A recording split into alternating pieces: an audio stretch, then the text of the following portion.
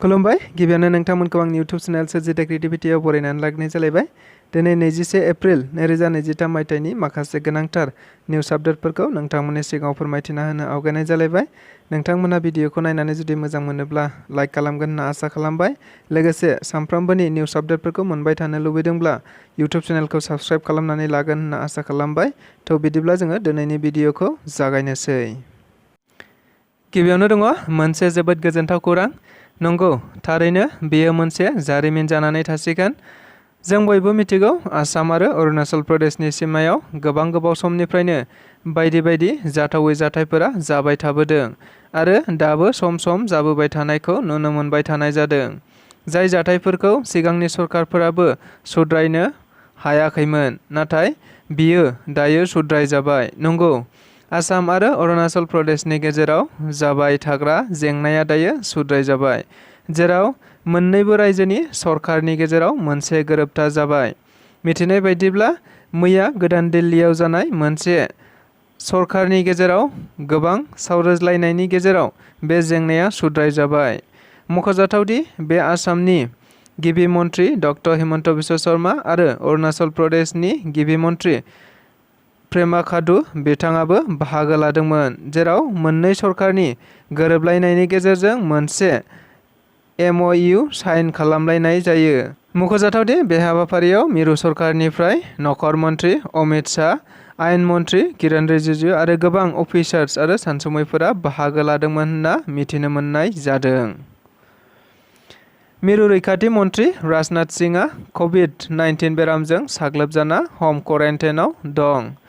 खौराङाव मिथिनाय बायदिब्ला दायो गासै एसियाजों लोगोसेनो भारतआवबो कर'ना बेरामा लासैनो साग्लोबफिननायखौ नुनो मोनफिनबाय थानाय जादों। दायो गासै भारतआवनो सानफ्रोमबो कभिड बेरामफोर मोनबाय थानाय जादों। मिथिनाय बायदिब्ला मैया खौरां बिजोंनि गेजेरजों मिथिनो मोन्दोंदि भारतनि रैखाथि मन्त्रि मानगोनां राजनाथ सिंह बिथाङा कभिड बेरामजों गाग्लोबजाना दायो हम क्वारेन्टाइनआवसो दङ होनना खौराङाव मिथिनो मोन्दों। BPFनि सासेबो बिजाथिफोरा देरहानो हायाखै। नंगौ, दाखालि थांनाय 8 एप्रिल खालि सराइबिल समबाय समितिनि बिसायख'थिया जानानै थांदोंमोन, जेराव मिथिनाय बायदिब्ला BPFआबो 15 जन बिसायख'थियाव बाहागो लादोंमोन। गुबुन फारसेथिं UPPL आरो BJPआबो जुथायै 15 जन बाहागो लादोंमोन। मख'जाथावदि बे समबाय समितिनि बिसायख'थियाव BPF दोलोनि सासेबो बिजाथिफोरानो देरहानो हायाखैमोन। फारसेथिं UPPL आरो BJPनि गासै बिजाथिफोरानो देरहाजोबनो हादों, जेराव बे फिथायखौ मैया 20 एप्रिल खालि फोसावनानै होनाय जाबाय। लोगोसे देरहानाय बिजाथिफोरखौ रायजो राजा आरो दोलोनि मावथि बिथांमोनहा गाजा गोमजायै बरायो आरो EM रेवरेवा नार्जारी बिथाङाबो साबायखर बावनाय जायो आरो बेबायदिनो खौसेयै हाबा मावलांनो थाखाय खावलायनाय जाबावो। जोंख्लि बसुमतारिया गय बिफां बायसिनजाना हरखाब रुंसारि जायो। मिथिनाय बायदिब्ला जाथाया जादोंमोन चिरां जिल्लानि सिङाव थानाय 2 नं सान्थिपारा गामिनि। जोंख्लि बसुमतारिया सेलेखा हाथाइनिफ्राय मैगं फानना फैबाय थानाय समाव गोबां बार आरो सारअन्थाइ गोग्लैनायनि जाहोनाव गुबुन सासे सुबुंनि नखराव थाथ'हैनो थांनाय समावनो हरखाब गय बिफाङा बायनानै गोग्लैसिनो, जायनि जाहोनाव जोंख्लि बसुमतारिया थैनो गोनां जायो। नंगौ, जाथाया जादों दाखालि बेलासि समनि 5:30 फारसेथिं गुबुन सासे लोगोआबो गय बिफांजों गोलैसिनजाना जोखोम जायो होनना मिथिनो मोननाय जादों। रंगिला दैमारिया आसाम सरकारखौ साबायखर बावदों। नंगौ, दाखालि आसाम सरकारा फोसावना होनाय बायदियै आसामाव गुबुन गुबुन गेलेनायजों आसामनि जानानै एबा भारतनि जानानै गेलेनानै मेडेल लाबोनो हानाय गासै 10 गेलेगिरिफोरखौ थामथि थाखोनि साख्रियाव थिसननो थांखि लानाय जादों। खौराङाव मिथिनाय बायदिब्ला बे 10 गेलेगिरिफोरनि गेजेराव गासै 4यानो बर'फोर।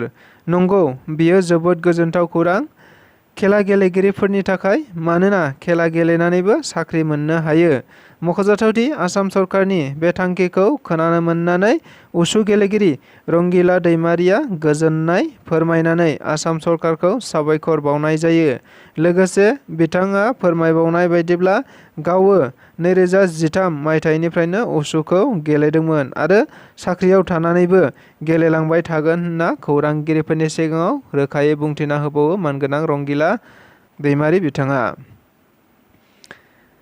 जेरैबो जेरावबो दाबो बर'नि गामि गामि खाम जथानि सोदोब रिंखांगासिनो दं एबा बर'फोरा दाबोनो रंजा बाजायै थानो मोजां मोनग्रा हारिखाय देरसिन रंजाथाइ फोरबो बैसागुखौ गाजा गोमजायै फालिनायखौ नुनो मोनबाय थानाय बायदिनो मैयाबो खुंग्रि हारिमु आफादा बाथि रंजालि बैसागुखौ गाजा गोमजायै फालिनायखौ नुनो मोननाय जादों।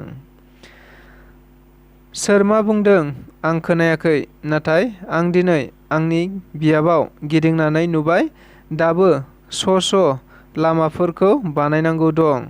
नंगौ, बे बेंफ्रुसार बिबुंथिखौ होदों आसामनि मन्त्रि उदखावगोरा ब्रह्म बिथाङा।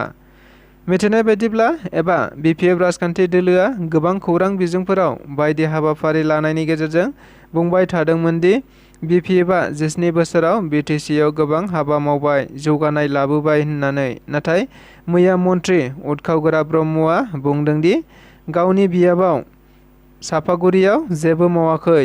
जुदि एसेबां मावदोंब्ला मानो सापागुरि बियाबाव जेबो गैया? जा मावदों गासैबो आसाम सरकार आरो मिरु सरकारनि स्किम जोब। रायजोफोरा 17 बोसोर खुंनो सम होबाय बियो गोरलै बाथ्रा नङा।